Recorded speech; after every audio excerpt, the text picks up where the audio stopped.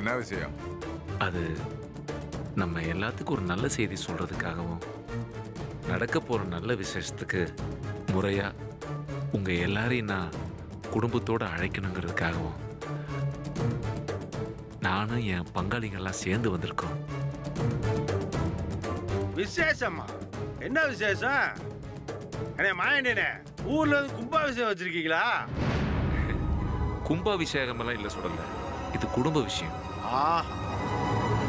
நம்ம பூங்குடிக்கு அழகருக்கும் முறையா நல்லபடியா ஒரு கல்யாணம் வைக்கணும்னு சொல்லி